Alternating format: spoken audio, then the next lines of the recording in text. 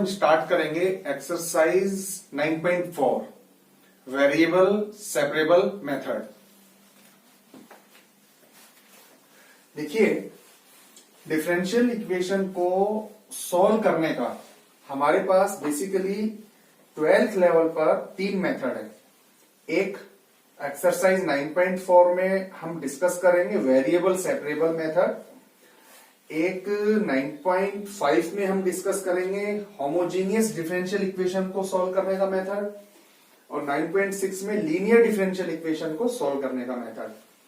देखिए बच्चों, जैसा कि लास्ट लेक्चर में भी मैंने डिस्कस किया था कि हम लोग डिफरेंशियल इक्वेशन ऑफ ऑर्डर 1 यानी ऐसी डिफरेंशियल इक्वेशन जिसमें एक बार ही डिफरेंशिएशन किया गया है, उस डिफरेंशियल इक्वेशन को सॉल्व करेंगे। ठीक है भाई, जैसे देखो इस डिफरेंशियल इक्वेशन को सॉल्व करेंगे क्योंकि इसमें एक ही बार डिफरेंशिएशन की टर्म है यानी ऑर्डर 1। ऐसे ही इसको देखिए, यहां पे भी dx और dy, राइट, यानी ऑर्डर 1। तो देखो इसमें करना क्या होता है, बहुत ही सिंपल मेथड है कि कोई भी डिफरेंशियल इक्वेशन अगर आपको मिलती है तो आपको क्या करना है कि x वाला पोर्शन एक साइड में कर देना है और y वाला पोर्शन एक साइड में कर देना है। ठीक है भाई, जैसे dy बाई dx यहाँ गिवन था, और फिर उसके बाद में हमें इंटीग्रेशन करना होता है, और इंटीग्रेशन के केस में हम जानते हैं कि 1 minus cos x upon 1 plus cos x का केस जब भी आता है तो हम उसको ऐसे लिखते हैं। तो यहाँ dy बाई dx गिवन था, हमने इंटीग्रेशन को ध्यान में रखते हुए इसको इस पोर्शन में कन्वर्ट कर लिया, इस स्टेप में कन्वर्ट कर लिया था। तो dy by dx is equal to sec square X by 2 minus 1, क्योंकि इंटीग्रेशन हमें करना है। और बाय वेरिएबल सेपरेबल मेथड, देखो इस लाइन को आपको तभी लिखना है जब आप x वाले पोर्शन को एक साइड में और y वाले पोर्शन को एक साइड में जस्ट करने वाले हैं। तो यहां dy इज इक्वल टू इस पोर्शन के साथ में आपको dx लगा देना है, राइट। बहुत सिंपल सा मेथड है कि x वाले पोर्शन को एक साइड में कर लेना है, y वाले पोर्शन को एक साइड में कर लेना है, राइट। और फिर नाउ इंटीग्रेटिंग बोथ साइड, इस तरफ हमें इंटीग्रेशन करना है, ये y के रिस्पेक्ट में होगा, और इस साइड में ये x के रिस्पेक्ट में होगा। तो dy का y आ जाएगा is equal to sec square को हम जानते हैं 2 डॉट tan x बाई 2, ठीक है ना। सेक स्क्वायर की बात कर रहा हूं मैं, tan x बाई 2 डॉट नहीं, यानी कि डायरेक्ट बोल दिया था मैंने, सेक स्क्वायर का होता है tan x बाई 2, फिर x बाई 2 का जो 1 बाई 2 नीचे आता कोण में आता ना, वो ऊपर आकर के 2 हो गया, फिर माइनस एक्स प्लस सी होने की वजह से जनरल सॉल्यूशन। लास्ट लेक्चर में मैंने आपको बताया था 2 तरीके के सॉल्यूशन होते हैं हमारे पास में, जनरल और पर्टिकुलर। तो this is the required general solution of the given differential equation. फिर से देखिए, जैसे dy by dx plus y is equal to 1, y की वैल्यू 1 नहीं है, इस कंडीशन से कोई लेना देना नहीं है। एक्चुअल में ये इसलिए होता है कि कहीं ना कहीं नीचे की तरफ y की वैल्यू अगर 1 रखते हैं तो इनफाइनाइट वगैरह बन सकता है। जैसे यहाँ देखिए, अगर हम y की वैल्यू 1 रख देते हैं तो इन्फिनिटी बन जाएगा, वो इसलिए कंडीशन होती है। तो आपको करना क्या है, सबसे पहले स्टेप में हमने y को उधर फेंका 1 minus Y on separating the variable, चाहे वो वाली लाइन लिख दीजिए या बाय वेरिएबल सेपरेबल मेथड चाहे ये वाली लाइन लिख दीजिए। मैं आपको एक चीज बता देता हूं, एक स्टेप के बाद दूसरे स्टेप के बाद में ये लाइन हमने लिखी है, यानी जब आपको ये लगता है कि अब हम x वाले पोर्शन को एक साइड में और y वाले पोर्शन को एक साइड में लिख सकते हैं, तभी आपको ये वाली लाइन लिखनी है ना, वरना इतने स्टेप तक चलते रहना है। तो यहां पे भी मैं लाइन लिख सकता था, लेकिन हमें y वाला पोर्शन एक साइड में, x वाला पोर्शन एक साइड में करना है, लेकिन हम इस स्टेप में कर नहीं पा रहे हैं। जब लगता है कि अब आप x वाले पोर्शन को एक साइड में और y वाले पोर्शन को एक साइड में कर सकते हैं, उससे जस्ट पहले ये लाइन लिखना, या तो लिख देना ऑन सेपरेटिंग द वेरिएबल्स या फिर बाय वेरिएबल सेपरेबल मेथड। तो आपने देखिए y वाले पोर्शन को एक तरफ कर दिया है, x वाले पोर्शन को एक तरफ कर दिया है। Now integrating both side, integration आपको करना है, इस तरफ y के रिस्पेक्ट में इंटीग्रेशन होगा, यहां पर x के रिस्पेक्ट में इंटीग्रेशन होगा, ठीक है। तो हम जानते हैं ये हो जाएगा लॉग मॉड 1 माइनस वाई, और नीचे का जब डिफरेंशिएशन करोगे -1 तो वो माइनस आगे आ जाएगा, is equal to x plus C.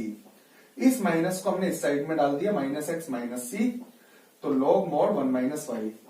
Log जब हटता है तो 1 माइनस वाई, और उधर का जो भी मैटर होता है वो e की पावर पे चला जाता है, e की माइनस एक्स डॉट e की माइनस सी। ई अपने आप एक कांस्टेंट होता है, एक्सपोनेंशियल कांस्टेंट, और उसके ऊपर वो सी, राइट, माइनस सी या सी, तो खुद एक ओवरऑल एक कांस्टेंट बन गया। तो ये ओवरऑल एक कांस्टेंट और इसकी जगह हमने ये ए लगा दिया, राइट। तो 1 माइनस वाई ई की minus x dot a, where a हमने हमारी मर्जी से लगाया, तो ये आर्बिट्रेरी कांस्टेंट हो गया। तो क्या बना, y is equal to 1 minus e की power minus x dot a. This is the required general solution of given differential equation.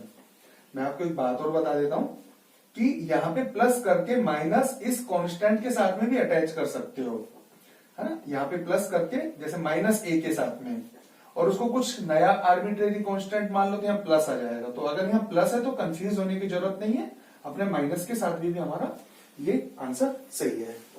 तो आपको क्या करना है, लाइन ये वाली तब लिखनी है जब आपको लगता है हम अलग अलग इसको कर सकते हैं। आप इंटीग्रेट कीजिए, जनरली वन साइडेड लोग है तो लोग को हटाया ही जाता है, ई की पावर पे आप उसको डालिए एंड देन इस तरीके से जब y आ जाता है, अकेले में y आ जाता है, तो वो सॉल्यूशन उस डिफरेंशियल इक्वेशन का बन जाता है। इसमें भी देखिए the given differential equation is, हमें क्या करना है, y वाले पोर्शन को एक साइड में करना है, x वाले पोर्शन को एक साइड में करना है। तो यहां पर देखिए आप, ये dx वाला पोर्शन भी है और ये dy वाला पोर्शन भी है, ठीक है। तो हमने y वाले पोर्शन को यहां रख करके x वाले पोर्शन को उधर डाल दिया।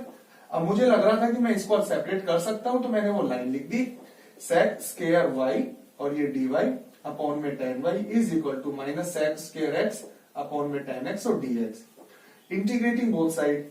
अब देखो पुटिंग मेथड से हमने इसको ये किया हुआ है ना, वो आप कर लीजिएगा, दोनों को अलग अलग लेकर के पुटिंग मेथड से। तो इसको अपन tan y को t1 मान लीजिए ना, क्योंकि उसको फिर t2 मान लेंगे, इसको t1 मानेंगे, ऊपर dt1 हो जाएगा, है ना भाई। तो log t1, तो log फिर मोड में ये मैंने लिख दिया और इधर भी माइनस log। अब देखिए ये हमने c की जगह log c ऐड किया है। ऐसा क्यों किया है, देखो ऐसा कोई जरूरी नहीं है कि c की जगह log c ऐड किया ही जाए, यानी हम इंटीग्रेटिंग कांस्टेंट हमेशा c ऐड करते हैं, ठीक है भाई, इंटीग्रेटिंग कांस्टेंट। तो देखो जब भी हम इंटीग्रेशन करते हैं तो लास्ट में जो कांस्टेंट ऐड करते हैं वो होता है c, और c की जो वैल्यू होती है ना वो होती है पूरी r, यानी इंटीग्रेशन कांस्टेंट के सीट पर ऐसी वैल्यू बैठती है जो पूरे रियल नंबर में से कुछ भी हो सकती है। अब ये देखो log x का जो ग्राफ होता है ना, जैसे y is equal to log x, log x की जो वैल्यू होती है वो माइनस इंफिनिटी से प्लस इंफिनिटी तक कुछ भी आ सकती है, right, minus infinity two plus infinity, यानी ये भी पूरे r में से, चाहे c लिख लो, ये भी पूरे r में से हो सकता है, ये भी पूरे r में से हो सकता है, ठीक है। अब दोनों की कहीं ना कहीं वैल्यू सेम ऑसिलेट करेगी, रियल नंबर में से ऑसिलेट करेगी, कुछ भी वैल्यू आ सकती है, ठीक है। तो अब c की जगह log c ऐड करने का फायदा क्या होगा कि ये भी log, ये भी log और ये भी log, तो log इस माइनस वाले को हमने यहां लिया तो दोनों से एक log बनाया, एक log यहां है, एक log यहां है, तो log से log कैंसिल हो जाएगा। जनरली अपन क्या करते हैं, जब भी सॉल्यूशन हम लोग निकालते हैं तो log को हटाने की कोशिश करते हैं। जैसे कि अभी आपने इस वाले क्वेश्चन में देखा, वन साइडेड log था तो हमने उसको हटा करके एक्सपोनेंशियल की पावर में डाल दिया था। तो कोशिश हमारी ये रहती है कि जनरली log को हटाया जाए, जनरली, ठीक है भाई। तो अब दोनों तरफ देखो, जब सारी टर्म्स log में आ रही है ना तो log से ऐड कर दो। यहाँ पे देखो ये तो log में आ रहा था, अगर ये भी log में आ जाता ना तो मैं log से ऐड कर देता, और नहीं आ रहा तो फिर रहने दिया, फिर इसको एक्सपोनेंशियल करके हटा दिया। ये भी log में, ये भी log में, फिर c मत रखो, है ना, फिर वो हट जाएगा। और अगर c भी लगाते हो तो गलत नहीं होगा, मैं आपको क्लियर कर देता हूं, लेकिन ये थोड़ा सा अपडेटेड नॉलेज है, इसको ऐसे लीजिए। तो अब c लगाओ चाहे log c लगाओ, दोनों की सेम वैल्यू होती है, बिलोंग्स टू r और बिलोंग्स टू r, ठीक है। ये लगाओगे तो थोड़ा अपडेटेड है, और ये कब लगाना है मैं आपको बता रहा हूं, जब सारे log में हो, क्योंकि फिर ये एक तरफ ये log और एक तरफ ये log, तो अपन इसको हटा सकते हैं। अब इस स्टेप से इसको कैसे हटाया वो और देखिए। देखो मान लीजिए मैं कहीं sin x is equal to sin y लिखता हूं, एक तो इस बात को अच्छे से समझ लीजिए, कभी भी ये ऐसे कैंसिल नहीं होता, समझ गए, ये ध्यान रखना। वो तब होता है जब कोई भी दो चीज इनटू हो, ये ध्यान रखें, तब वो ऐसे कैंसिल हो सकती है। ये समझ लो डिवाइड में चली गई तो हट गई, वो तब हटती है, ऐसे नहीं हटती है, ठीक है भाई।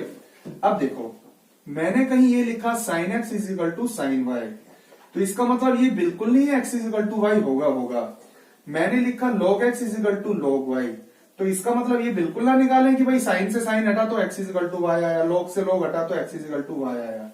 ये नहीं होगा और ये होगा। इसके पीछे की जो इंफॉर्मेशन है वो हमारे टॉपिक फंक्शन के अंदर डिफाइन हमने कर रखी है। देखो क्या होता है, log का जो ग्राफ होता है ना वो ऐसे जाता है, यानी x की डिफरेंट वैल्यू पर log x की डिफरेंट वैल्यू हमें मिलती है, लेकिन log x की और log y यानी दो अलग अलग फंक्शन पर अगर log की वैल्यू सेम आ रही है, दो अलग अलग वैल्यूज पर, यानी ये x है और मान लीजिए ये y है, किसी भी दो अलग अलग वैल्यू पर log की वैल्यू सेम आ नहीं सकती, और अगर आ रही है तो गारंटी है कि फिर वो सेम होंगे, वो दोनों की दोनों वैल्यू सेम होगी x और y की। ये तभी पॉसिबल है क्योंकि जो log है वो 1-1 फंक्शन होता है।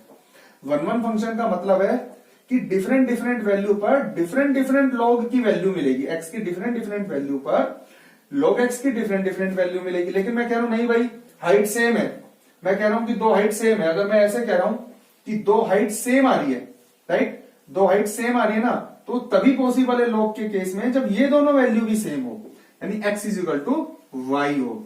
जबकि इस केस में ऐसा नहीं है क्योंकि ये मैनी वन फंक्शन होता है, 90 पे भी 1 देता है, 450 पे भी 1 देता है, राइट। 90 और यहाँ 450 आप रख सकते हो, या 90 रख सकते हो या 450 रख सकते हो, जबकि 90 डिग्री और 450 डिग्री इक्वल थोड़ी ना होते। तो ये डिपेंड करता है, अगर मैनी वन फंक्शन है तो ये बिल्कुल आप इसको ऐसे नहीं लिख सकते, और 1-1 फंक्शन है तो ही आपको x is equal to Y लिखना होगा। और अगर फिर भी कोई कंफ्यूजन है तो आप मुझे कमेंट कर सकते हैं या मुझे व्हाट्सएप कर सकते हैं। व्हाट्सएप नंबर आपको यहाँ स्क्रीन पे नजर आ रहा होगा, तो आप मुझे व्हाट्सएप कीजिए, मैं इसको आपको डिटेल से समझा दूंगा या इनके लेक्चर का लिंक सेंड कर दूंगा आपको, ठीक है। तो log हमें कब लेना है, जब सारा फंक्शन log में हो। तो यहां से यहां log हट जाएगा, क्योंकि log हमेशा हटेगा, क्योंकि log 1-1 फंक्शन होता है। दो log की वैल्यूज अगर सेम आ रही हो तभी पॉसिबल जब इनके भी एंगल सेम हो, है ना, इनके एंगल सेम हो, क्योंकि log डिफरेंट वैल्यू पर डिफरेंट ही वैल्यू देगा। लेकिन फिर भी अगर आप सेम कर रहे हो तो फिर इन दोनों को भी सेम रखना पड़ेगा। तो जैसे ही log हटेगा मोड ऑटोमेटिक हटेगा, क्योंकि मोड तो log की वजह से आए थे, ये बात मैं आपको पहले ही बता चुका था इंटीग्रेशन में। तो tan x dot tan y is equal to c, log is 1-1 function, और this is the required general solution of given differential equation. ठीक है बच्चों, अब देखिए बच्चों, कुछ क्वेश्चन हम डिस्कस करेंगे पर्टिकुलर सॉल्यूशन के। क्वेश्चन नंबर 14 में है डिफरेंशियल इक्वेशन गिवन है हमारे पास और कुछ कंडीशन है। देखिए एक बात का ध्यान रखिएगा कि यहां डिफरेंशिएशन का जो टर्म है वो है x और y में, तो पर्टिकुलर सॉल्यूशन की जो कंडीशन होगी ना वो भी x और y में मिलेगी, क्योंकि लास्ट में क्वेश्चन को जब आप सोल्व कर लोगे, डिफरेंशियल इक्वेशन को सोल्व कर लोगे, तो dy वाले पोर्शन की जगह आपको मिलेगा y, राइट, और x dx के अकॉर्डिंग आपको मिलेगा x। तो कंडीशन में x और y आपको मिल रहा है, तो वहां कंडीशन में भी x और y होगा, सॉल्यूशन में x और y आपको मिल रहा है, कंडीशन में भी x और y होगा, तभी c की वैल्यू आप यहां से फाइंड कर पाएंगे, ये ध्यान रखना। अब देखो रिवर्स भी देखिए, अगर कंडीशन x और y में है ना, तो ये समझ लेना डिफरेंशियल इक्वेशन में dy और dx होगा, क्योंकि जरूरी नहीं है सारे डिफरेंशियल इक्वेशन में आपको dx और dx मिले ही मिले, ऐसा जरूरी नहीं है। कंडीशन जिसमें गिवन होगी ना उसमें ही आपको डिफरेंशियल इक्वेशन मिलने वाली है।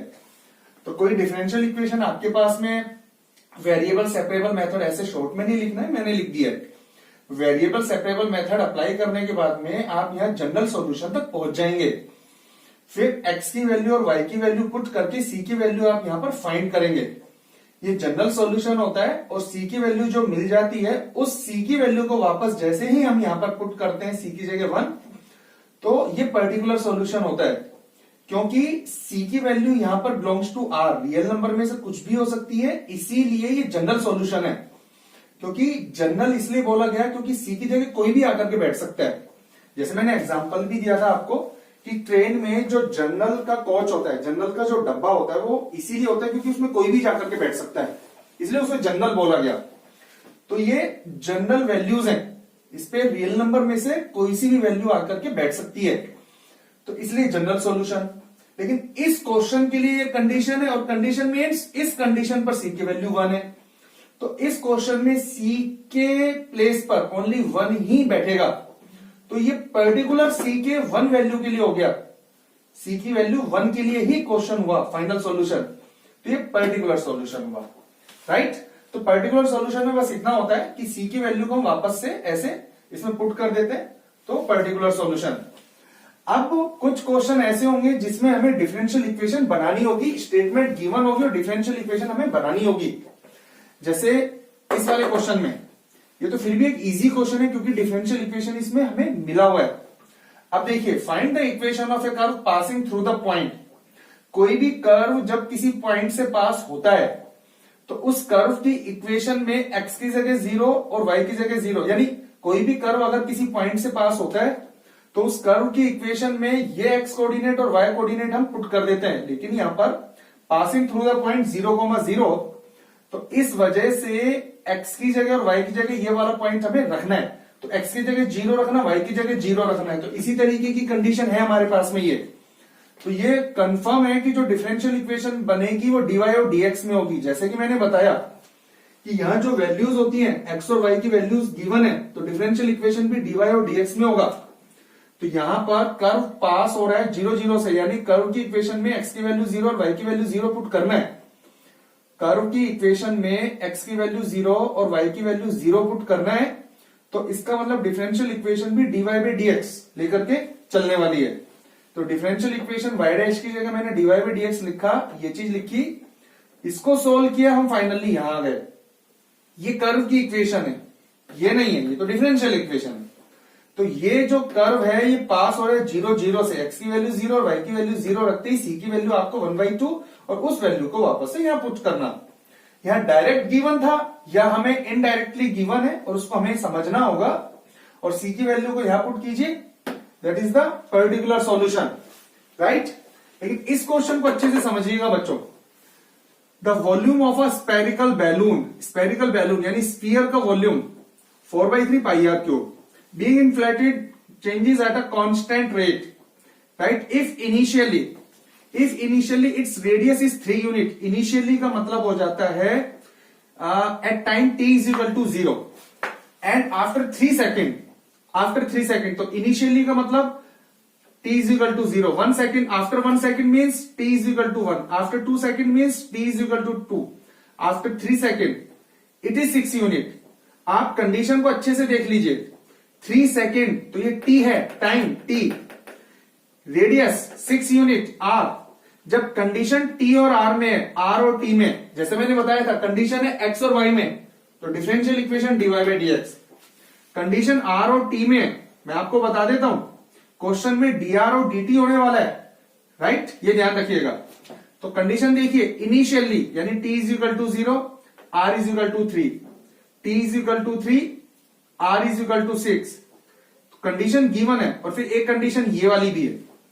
तो आपको क्या करना है कि वॉल्यूम आपको कंसीडर करना है। अब वॉल्यूम के लिए v मान रहे हैं हम, रेडियस के लिए r मान रहे हैं, क्योंकि इसमें कहीं भी नहीं दे रखा रेडियस r लेना है आपको, कि कैपिटल के स्मॉल जो भी है। तो लाइन एक लिख लेना, आपको मैं पीडीएफ से नोट्स मैंने अवेलेबल करा दिए हैं आपके पास में, अगर नहीं पहुंचे तो आप मुझे व्हाट्सएप कीजिए, व्हाट्सएप नंबर मैं आपको बता चुका हूं, राइट। तो let v be the volume of a spherical balloon, r be the radius, right? t के बारे में बता रखा है, या at any time t, है ना, वो इंट्रोड्यूस करा दीजिएगा।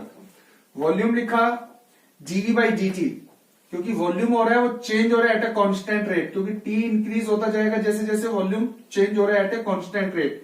तो dv by dt निकाला at a constant rate, dv by dt की फ्रॉम इक्वेशन फर्स्ट से वैल्यू यहां डाली, और ये देखिए dr और dt में आ गया। इसका मतलब कंडीशन जिसमें थी उसी में क्वेश्चन आ चुका है, तो सही ट्रैक पे चल रहा है हमारा क्वेश्चन। और यहां हम आ चुके हैं इक्वेशन नंबर 2 पर, यहां तक आपको पहुंचने में कोई प्रॉब्लम नहीं होगी। फिर से मैं बता देता हूं, क्वेश्चन को हमने रीड किया, हमने कंडीशन देखा कि यहाँ पे t और r में कंडीशन है, इसका मतलब dr और dt होना चाहिए। वॉल्यूम आपको गिवन है, चेंज हो रहा है, dv बाई dt हो गया, तो यहाँ पे dr बाई dt बनेगा, dv बाई dt की जगह k डाला, और फाइनली यहाँ पे जब आपने वेरिएबल सेपरेबल मेथड अप्लाई किया तो आप यहां तक आ गए। अब कंडीशन क्या गिवन है, इनिशियली 3 यूनिट, इनिशियली 3, तो इस कंडीशन को यहां अप्लाई करोगे, कुछ वैल्यू मिल जाएगी, जैसे सी की वैल्यू वापस से रखना, फिर के सेकंड अप्लाई कर देना, 3 सेकंड 6, फिर अप्लाई कर देना और लास्ट के अंदर टी सेकंड पे अपने आप आपको आंसर मिल जाएगा, राइट। इसके नोट्स आपको मैं अवेलेबल करा देने वाला हूं। तो बच्चों इस तरीके से इस क्वेश्चन को आप कंप्लीट कीजिएगा, एक्सरसाइज को कंप्लीट कीजिएगा। नेक्स्ट लेक्चर में हम डिस्कस करेंगे एक्सरसाइज 9.5 के क्वेश्चन को, राइट। बहुत इजी और बहुत इंपॉर्टेंट एक्सरसाइज है, क्योंकि इसी का ही यूज 9.5 में हम बहुत अच्छे से करने वाले हैं। ठीक है बच्चों, तो इसको कंप्लीट कीजिएगा, मिलते हैं नेक्स्ट लेक्चर में। All the best.